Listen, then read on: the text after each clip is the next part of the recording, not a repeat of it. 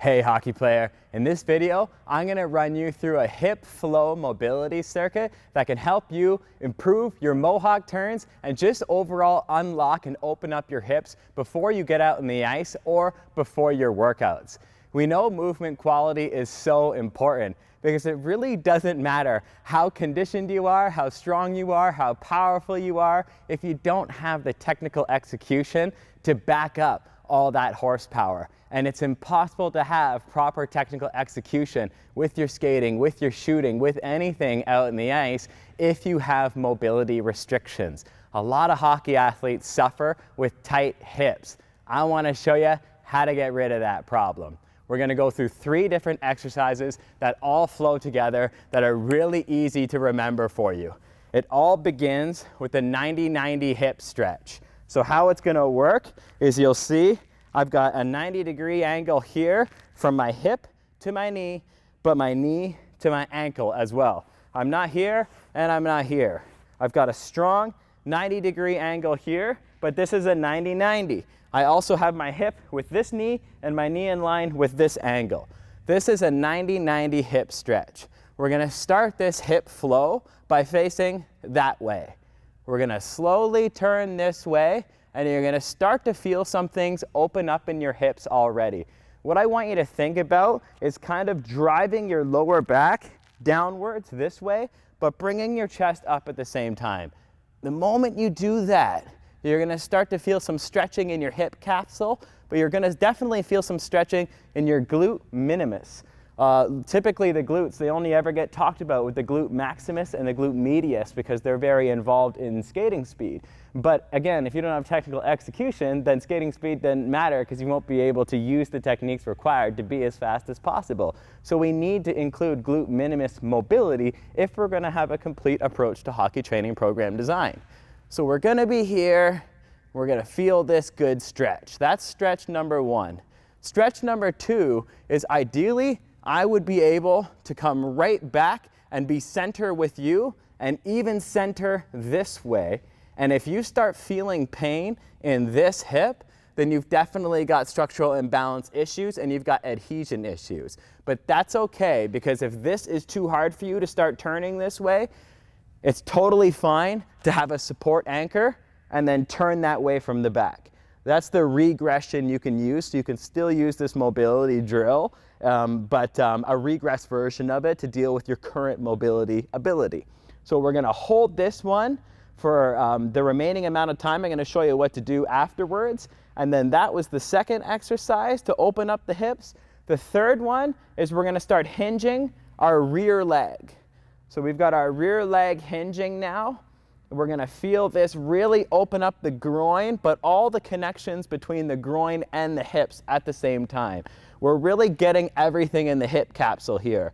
The groin muscles connect to the hip capsule. The glutes connect to the hip. All of the deep hip muscles are right in there already. We need to tackle this from every angle that we can to open this up so you can start doing Mohawk turns better and just be a more fluid skater out in the ice. I want to hinge here, but I want to keep this knee down. So I don't want to go hut, because that means that I'm not really stretching. I want to keep that knee down and keep hinging. Now, how can you turn this into something you can use for a flow? Well, you would use these 3 exercises in flow. So what you can do is go for time and then go for reps. And that's what I would recommend. I would recommend 10 seconds in each area and then 10 reps in each area. I'll run you right through it. So I'm going to be here, lower back down, chest up. 1, 2, 3, 4, 5, 6, 7, 8, 9, 10.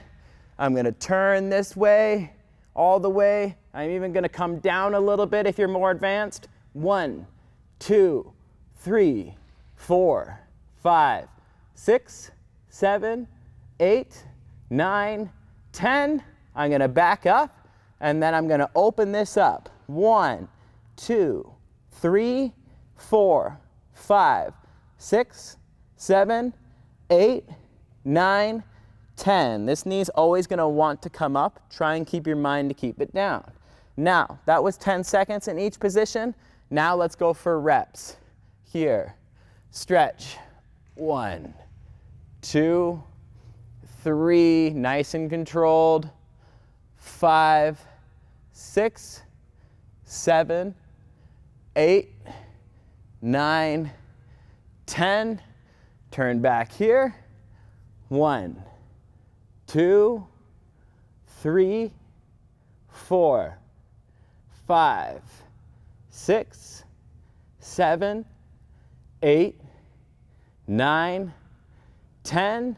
I'm going to be back and I'm going to hinge. 1, 2, 3, 4, 5, 6, 7, 8, 9, 10. That's how you flow. Go from one to another with the 10-second holds, one to another with the reps, and then from there, you just go to the other side and repeat the same thing. Both reps, both static holds on both sides. That's how you unlock your hips. That's how you open up your hips to be more agile out in the ice, to skate more fluidly, to do your Mohawk turns more appropriately and just execute them better. And definitely reduce your injury risk out in the ice. Because if you have tight muscles in the hips, that is going to injure your groin. And how many hockey athletes have groin issues? A lot of them. Not to mention the hamstrings also connect in there as well, which is another major injury point for hockey athletes. Use that simple drill to become a better hockey player. And if you liked this video, smash the thumbs up button and subscribe to the channel. And if you want to start scoring more goals out in the ice, we got a free goal scoring package just waiting for you. Clicking through the link in the comment section below. Let's go.